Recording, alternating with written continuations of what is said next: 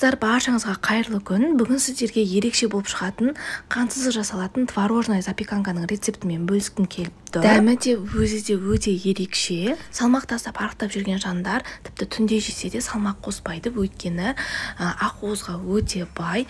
Міндетті түрде менің рецептімен осы запеканканы жасаңыздар. Ал енді бізге осы творожная запеканканы дайындау үшін әрине 300 грамм творог қажет болады, 2 ас қасық қаймақ, 2 жұмыртқа және 2 ас қасық кукурузный крахмал және дәміне қарай сахар мен ментиль салсаңыздар болады. Осылардың барлығын жақсылап блендермен езіп аламыз. Осындай видеода көріп тұрғандарыңыздай бір келкі масса шығады, оны 2 бөлікке бөліп аламыз да, бір бөлігіне 100 грамм малинаны салып, тағы да бір рет жақсылап бір келкі болғанша блендермен езіп аламыз. Ал енді формаға осылай бір қасықтан зебра етіп үст-үстіне салып шығамыз. Менде диаметрі 18 сантиметрлік стеклянный форма.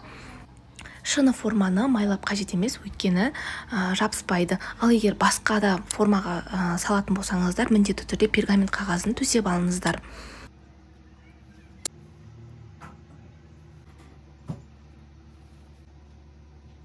Ал енді барлығын салып болған соң, осылай ағаш шпажкамен немесе зубочисткамен сызып шығамыз.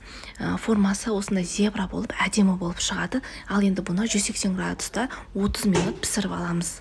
Мінекей қараңыздар, өте әдемі, ерекше запеканкамыз осылай дайын болып шығады. Құрамында зиян ештеңе жоқ, ақуызға өте бай. Егер балаларыңыз творог жемесе, осылай ерекше етіп жасасаңыздар, құрамында творог бар екен байқамай да қалады. Міне осындай зебра болып шығады. Фантазияларыңызға байланысты әртүрлі етіп жасасаңыздар болады. Ал егер менің рецептіммен осы творожная запеканканы жасап жатсаңыздар, ас болсын. Сіздерге тағы бір творожная запеканканың рецептімен бөліскім келіп тұр. Осы видеоның астына, яғни описание бөліміне сілтемесін қалдырып кетемін. Міндетті түрде сілтемеден өтіп, осы творожная запеканканы жасап көріңіздер. Ас болсын.